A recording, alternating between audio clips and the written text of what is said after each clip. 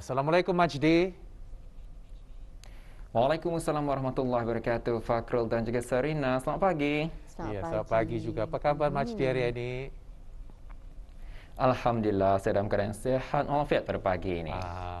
Saya percaya soalan yang sama juga kita ajukan kepada Majdi, ya, di sepanjang penglibatan mungkin sebagai seorang penyiar, mungkin juga sebelum ini sebagai seorang pelajar, ada melibatkan diri dalam aktiviti kesukarelawanan. Mungkin dalam kebanyakan aktiviti tersebut, apa antara aktiviti yang memberi kesan kepada Majdi sendiri? Ya, selama saya jadi penyiar lah, saya pernah terlibat sama dalam membuat satu liputan. Jadi masa tu macam liputan itu adalah memberi sumbangan kepada mereka yang memerlukan, dan saya pun turunlah untuk membuat liputan juga, dan pada masa yang sama turut membantu. Jadi daripada sana saya dapat melihat ya betapa ada setengah masyarakat kita ni orang yang kurang berkemampuan, namun masih gigih untuk meneruskan kehidupan. Jadi kita ni orang memberi semangat lagi kepada mereka, dan juga berharaplah dengan bantuan yang diberikan itu dapat menaikkan semangat mereka untuk teruskan kehidupan, dan itulah ya. Apabila kita ni membantu orang yang memerlukan, kita ni sendiri membantu diri kita sendiri.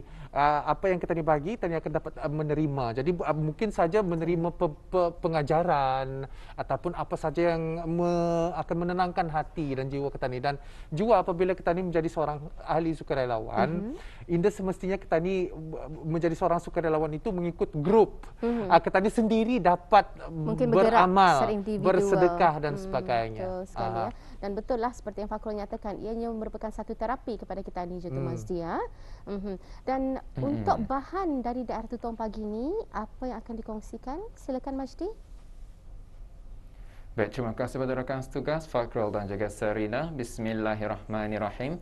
Assalamualaikum warahmatullahi wabarakatuh. Selamat pagi dan salam sejahtera untuk penonton bersua kita pada hujung minggu ini untuk berkongsi informasi yang ada dimuatkan pada hari ini, dan saya kongsikan kepada anda terlebih dahulu yang mana pada hari ini 5 Disember 2021 akan berlakunya pemotongan sementara bekalan elektrik yang akan menjejaskan di sebahagian di Jalan Kecil Bukit Sibut dan di sebahagian Jalan Kampung Lubuk Pulau termasuk Simpang 218, Simpang 221, Simpang 225, Simpang 237 dan Simpang 242 Kampung Lubuk Pulau Mukim Tanjung Maya daerah Tutong. Dan ambil maklum penutupan sementara bekalan elektrik ini akan berlaku dari jam 8.30 pagi sehingga 12.30 tengah hari.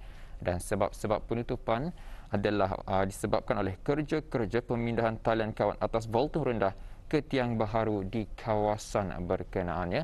Jadi ambil maklum kepada penduduk-penduduk kampung yang tinggal di kawasan yang terjejas akan berlakunya pemotongan sementara bekalan elektrik pada hari ini. Dan untuk selanjutnya, mari kita saksikan bahan yang kami sediakan untuk hari ini.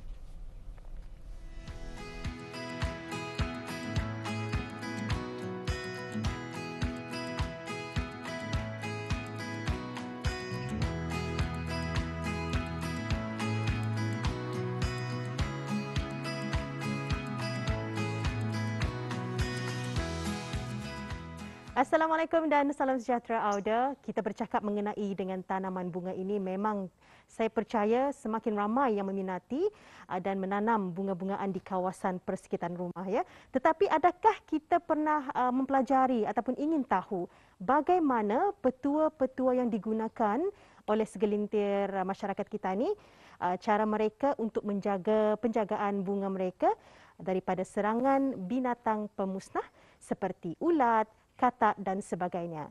Kita akan bawakan satu tinjauan saya bersama salah seorang peminat bunga di daerah Tutong ini mengenai petua yang beliau gunakan. Tanaman mengalami kerosakan pada daun atau tanah adalah antara masalah yang sering dihadapi oleh pencinta bunga. Sudah tentu menjadi tanda tanya apa puncanya dan bagaimana mengelakkan dari serangan binatang pemusnah. Sudu plastik atau lidi antara yang digunakan oleh Dayang Hajar Wahaidah Aniza binti Muhammad Kamsani bagi mengelak tanah diganggu oleh katak. Cara petua bagi saya untuk mengelakkan serangan katak dan macam-macam lah. Saya gunakan sudu itu ialah untuk supaya katak itu indah bertalur dan menghuni dalam pasu itu. Jadi saya bagi sudu lah. Pakai lidi indah berapa tahan. Jadi sudu itu tahan sikit lah. Itu memang saya sendiri punya inisiatif lah. Untuk mengelakkan kadang-kadang menanam ni banyak juga yang menyerang lah. Yang untuk macam merosakkan tanaman tani. Umpamanya yang paling banyak lah kalau hari hujan tu selain katak, siput juga. Ia berguna juga kulit-kulit talur tu. Kulit talur tu katanya aku bagilah rapas bunga tu supaya supaya siput-siput itu indah merosakkan tanaman ku tu. Sebabnya siput itu takut yang benda tu tajam kan. Kulit talur tu tajam. Betul-betul air atau untuk mengelakkan kucing. Kalau kucing takut dengan air, jadi saya isi air dan jadi pagar bunga lah. Alhamdulillah kalau katak sama siput kurang, kalau kucing itu memang payah sikit lah. Sebabnya kalau dia berkelayah tu walaupun botol ditaruh di sana, memang dilanggar juga tu. Selain penjagaan tanah dari serangan katak atau siput, masalah lain yang mengganggu tanaman ialah ulat yang sering hinggap memakan daun-daun tanaman. Bagaimana cara beliau mengatasi masalah ini? Ulat-ulat ini yang payah pandang ni. Kalau waktu hari hujan, ia tu yang paling banyak tu ada tu. Cara saya mengatasi ialah dengan menyiram dengan air teh, bansuh sedar teh tu, masuk arah botol spray tu, kita spray lah. Dan juga racun serangga. Kalau ada masa tu hari-hari lah, terutama waktu pagi dan petang. Yang dilihat kerusakan daunnya dan juga daun-daun mati. Selalunya daripada ada juga terlebih air, ada juga terlebih panas. Supaya terlalu kering, ada bunga yang memerlukan banyak air. Saya bagi bisin lah di bawah pasu bunga tu, saya randam. Tapi air mesti diganti selalu lah, jangan terbiar begitu saja. Sebabnya mudah nyamuk-nyamuk bersarang kan. Jadi saya ganti setiap 2 hari saya buang dan tukar air baru. Bermula saya menanam bunga ni masa COVID bulan 3 masa tu. Kerana masa tu kita ni banyak di rumah kan. Masa tu tidak boleh keluar. Jadi masa tu saya gunakan untuk menanam bunga. Mula sedikit tu, memang sedikit. Bunga-bunga yang jenis yang senang dijagalah, yang perlu diperhati selalu.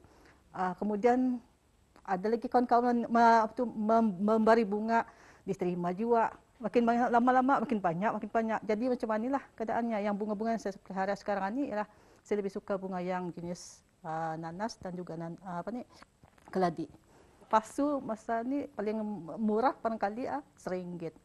RM1 ke RM2 ataupun RM3 macam tu. Melihat tertaluk yang punya kualiti pasu itu, tanah pun membalik juga. Bagi saya bunga itulah satu terapi untuk petani, selain untuk minda juga untuk kesihatan petani. Sebabnya kalau orang-orang, terutamanya kalau orang bekerja, kalau ni memang dah lepas daripada rasa stres. Jadi mendingan melihat bunga tu petani rasa macam mengurangkan stres yang ada dalam diri kita. Lupa dengan masalah apa yang ada petani hadapi lah. Cara lain, cara ko tu seperti yang saya katakan tadi, selain menggunakan kulit talur, juga buang putih itu berguna. Sebenarnya lupa tadi, buang putih sebenarnya berguna untuk mengelakkan seperti katak juga, katak dan ulat-ulat. Sebabnya ia berbau kan.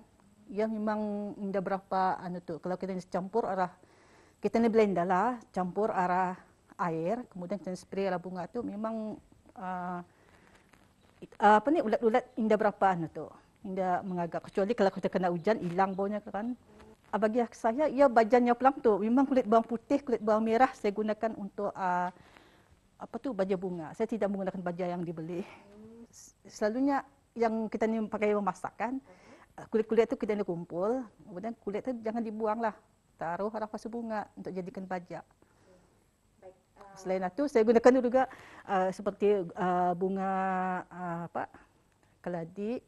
Saya gunakan roti-roti paun yang indah lagi habis dipakai, yang sudah mansuh tarikh tu, kita boleh gunakan untuk baja bunga juga.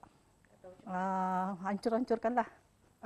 Setakat ini saya tidak pernah menggunakan petua-petua yang ada di laman sosial. Apa yang saya buat adalah ikut teori saya sendiri, dan saya berharap apa yang saya cuba tu mudah-mudahan yang ada di luar sana dapat mencubanya. Mudah-mudahan serasi dengan bunga-bunga habis kita. Sejak berjinak-jinak dengan tanaman hias, berbagai cara yang dicuba oleh beliau untuk memelihara tanaman dari berlaku kerosakan, sama ada berpunca dari binatang serangga atau keadaan lainnya, seperti air teh, bawang putih, kulit telur dan bermacam lagi yang lebih kepada bahan alami dan sedia ada di rumah digunakan. Lain orang, lain caranya. Beliau memang tidak kurang mencuba petua-petua yang sesuai digunakan untuk penjagaan tanaman. Baik, itulah dia bahan yang kami sediakan untuk tontonan Auda pada pagi Ahad ini. Amat menarik sekali tips ataupun petua yang digunakan dalam penjagaan tanaman bunga hiasan ini. Memang kita percaya lain orang, lain caranya. Ada juga yang menggunakan pelbagai tips dan juga petua untuk mengelakkan daripada serangan serangga dan sebagainya. Kalau kita dengarkan sebentar tadi juga penggunaan seperti semburan daripada air teh untuk mengelakkan serangga. Itu menarik sekali bagi saya. Pertama kali saya mendengar ada orang yang menggunakan cara sedemikian Dan juga kita saksikan juga penggunaan seperti sudu plastik. Itu memang kebiasaan untuk mengelakkan daripada kucing lah tidur di kawasan atas tanah yang di atas pasu itu. Memang kebiasaannya kalau mereka yang ada kucing peliharaan, memang kucing sentiasa ataupun suka berada di tempat-tempat sedemikian. Jadi itulah antara tips yang digunakan, itu dengan menyucukkan sudu supaya tidak diganggu oleh binatang peliharaan kita ni lah. Dan ada juga yang menggunakan batu-batu untuk mengelakkan daripada tumbuhnya rumput. Dan banyak sebenarnya ni tips-tips yang dapat kita gunakan untuk menjaga tanaman-tanaman hiasan ini. Cuma diri kita ni sajalah untuk membuat lebih banyak pembacaan, dan juga yang penting kita ni sentiasa mencuba seperti yang dikongsikan oleh tetamu yang ditemu buat oleh rakan kita, juga mengongsikan tidak kurang mencuba untuk mencuba orang fail and trial lah untuk mencuba sesuatu sama ada ia menjadi ataupun indah. Yang penting dalam penjagaan bunga tanaman hiasan ini kita ni perlu mengetahui cara ataupun kebaikan dari segi penggunaan yang kita ni gunakan. Yang penting menggunakan bahan alami, dan juga kita ni kena faham setiap tanaman bunga hiasan ini mempunyai cara penjagaan yang berbeza.